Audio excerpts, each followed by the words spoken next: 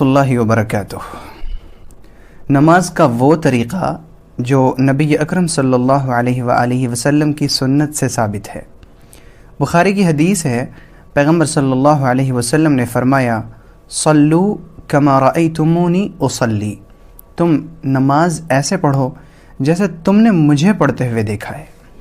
اس حدیث سے ہمیں یہ پتہ چلتا ہے کہ مرد اور عورت کی نماز میں کوئی فرق نہیں، دونوں کی نماز کا طریقہ بالکل ایک جیسا ہے۔ نماز اول وقت میں پڑھنا بہتر ہے، ٹال کر پڑھی جانے والی نماز فوت ہو جاتی ہے۔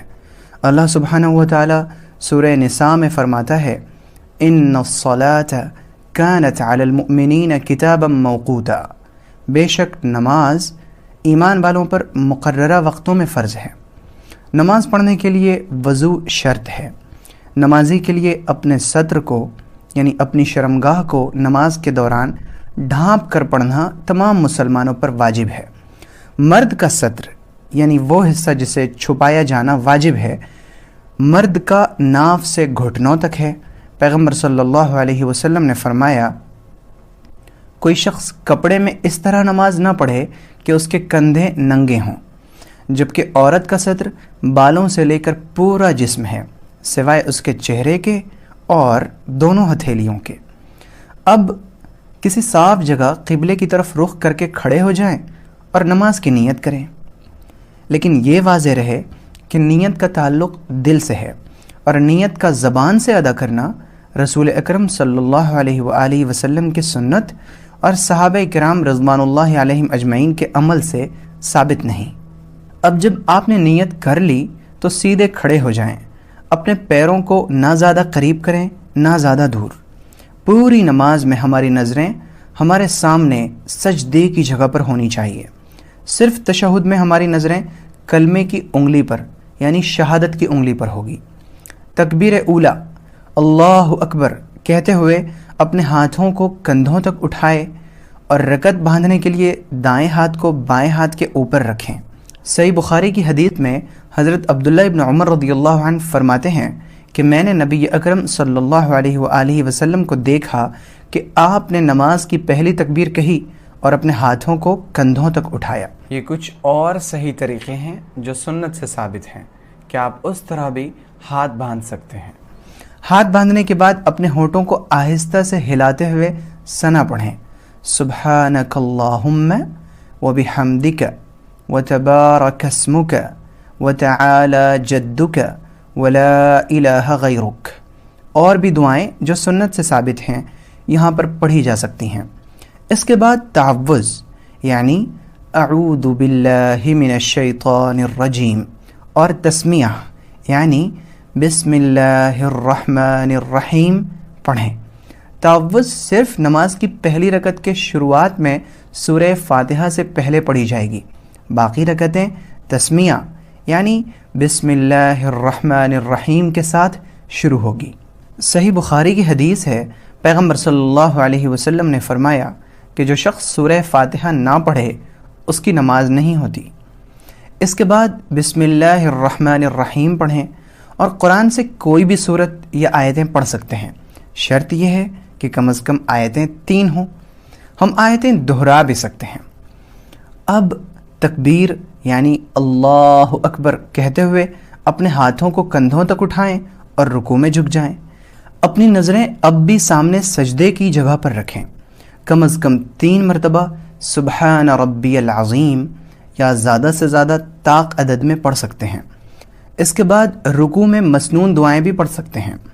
سنن ابی داؤد اور سنن ترمذی میں روایت ہے، پیغمبر صلی اللہ علیہ وسلم نے رکوع فرمایا تو اپنی ہتھیلیوں کو گھٹنوں پر رکھا اور دونوں بازو تان کر رکھا اور کہنیوں کو پہلوؤں سے دور رکھا۔ اب رکوع سے اٹھیں، سمع اللہ لمن حمدہ کہتے ہوئے اپنے ہاتھوں کو کندھوں تک اٹھائیں، اور اس کے بعد آپ ہاتھ نیچے بھی چھوڑ سکتے ہیں یا سینے پر باندھ بھی سکتے ہیں۔ افضل یہ ہے کہ آپ ہاتھ سینے پر باندھیں، اس کے بعد کہیں ربنا ولک الحمد۔ اب اللہ اکبر کہتے ہوئے سجدے میں جائیں، پہلے زمین پر ہاتھ رکھیں، پھر گھٹنے، پھر پیشانی اور ناک۔ سجدے میں اپنے پاؤں کی انگلیوں کے سرے قبلے کی طرف مڑے ہوئے رکھیں اور قدم بھی کھڑے رکھیں۔ سجدے میں ہاتھوں کی انگلیوں کو ایک دوسرے سے ملا کر رکھیں اور ان کا رخ قبلے کی طرف رکھیں۔ سجدے میں سینہ، پیٹ اور رانیں زمین سے اونچی رکھیں۔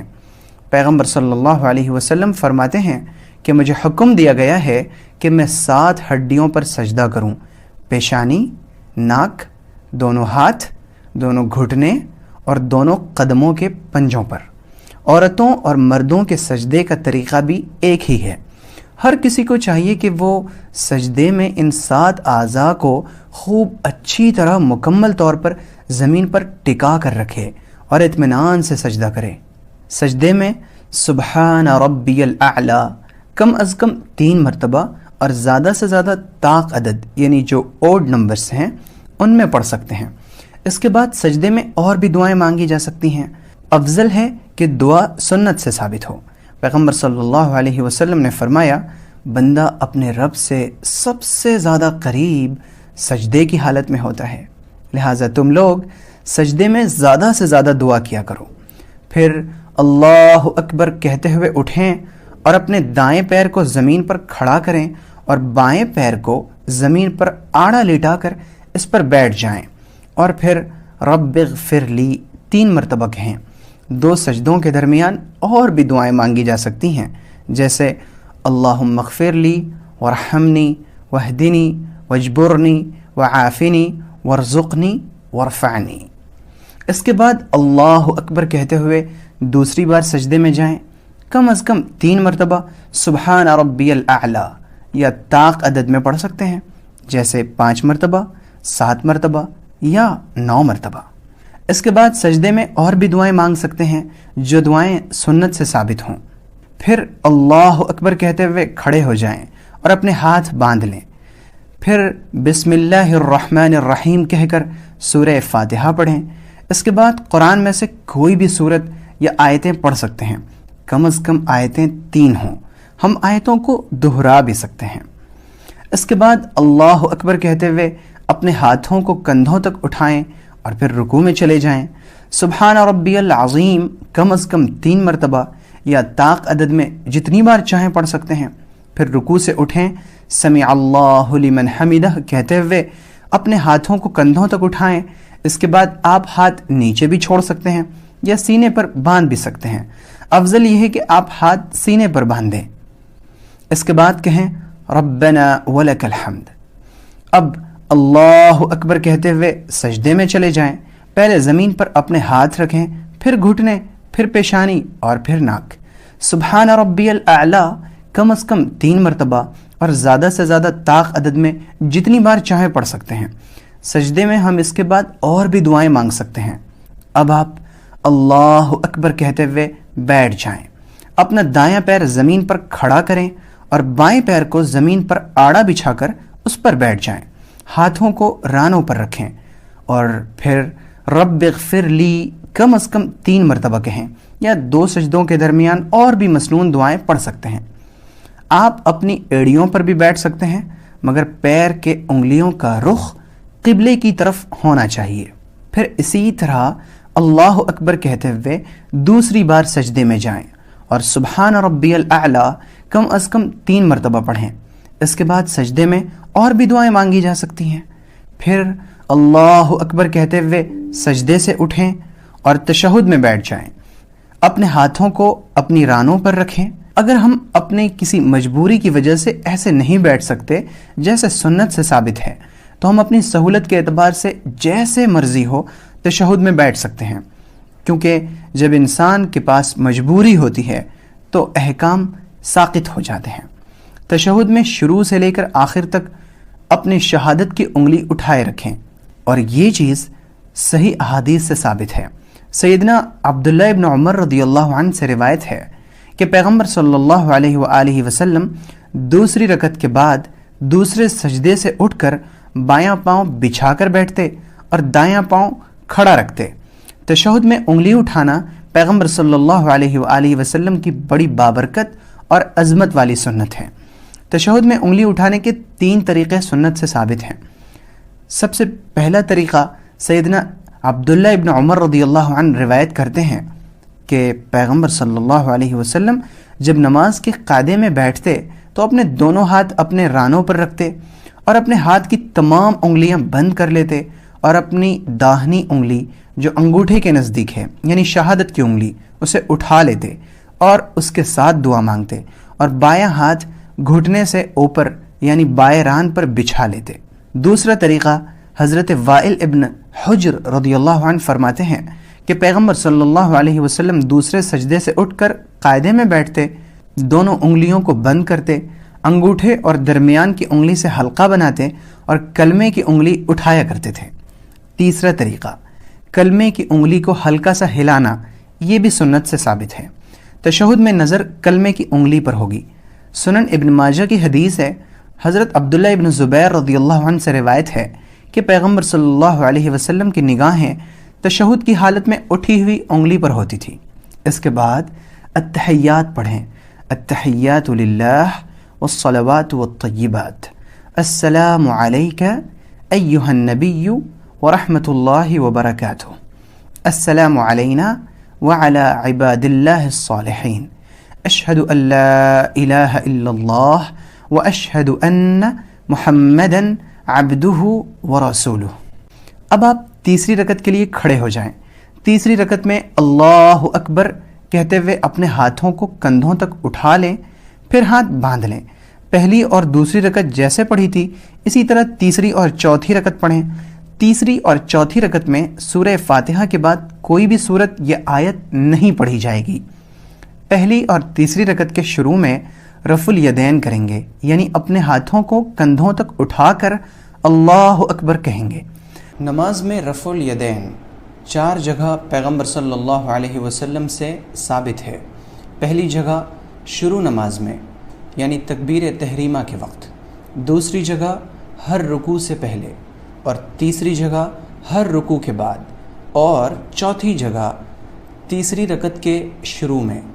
دلیل ہے حضرت عبداللہ ابن زبیر رضی اللہ عنہ فرماتے ہیں کہ میں نے سیدنا ابو بکر صدیق رضی اللہ عنہ کے پیچھے نماز پڑھی۔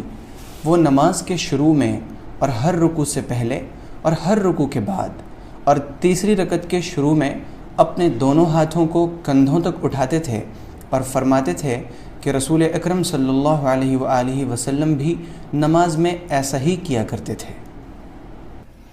اب چوتھی رکعت کے دوسرے سجدے کے بعد تشہد میں بیٹھ جائیں جیسے دوسری رکعت کے بعد بیٹھے تھے۔ تشہد میں اپنی نظریں کلمے کی انگلی پر رکھیں اور اب التحیات پڑھیں۔ اس کے بعد درود ابراہیم پڑھیں، اللہم صلی علی محمد وعلی آل محمد کما صلیت علی ابراہیم وعلی آل ابراہیم انک حمید مجید، اللہم بارک علی محمد وعلی آل محمد کما بارکت علی ابراہیم وعلی آل ابراہیم انک حمید مجید۔ اور اس کے بعد دعائے معصورہ پڑھیں، اللہم انی ظلمت نفسی ظلما کثیرا ولا یغفر الذنوب الا انت فاغفر لی مغفرة من عندک وارحمنی انک انت الغفور الرحیم۔ اس کے بعد آپ جو چاہیں دعائیں مانگ سکتے ہیں۔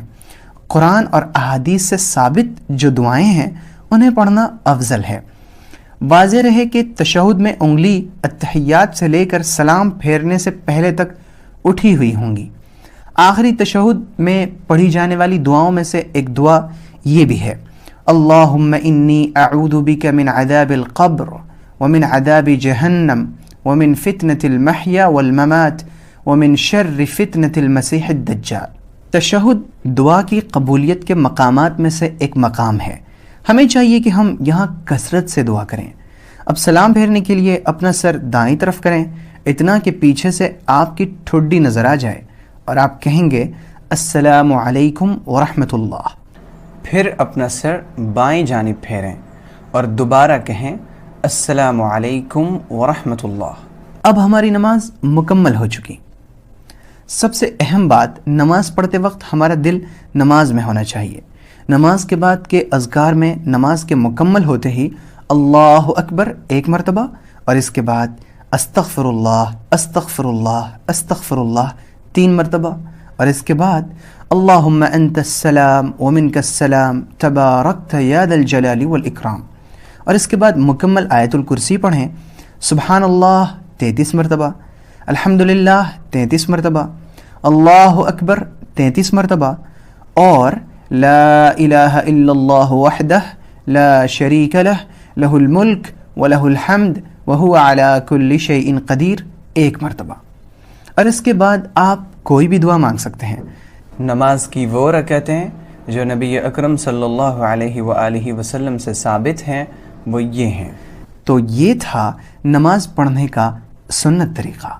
اللہ تعالی ہم سب کو سنت کے مطابق نماز پڑھنے کی توفیق عطا فرمائے۔ جزاکم اللہ خیر الجزاء۔ السلام علیکم ورحمۃ اللہ وبرکاتہ۔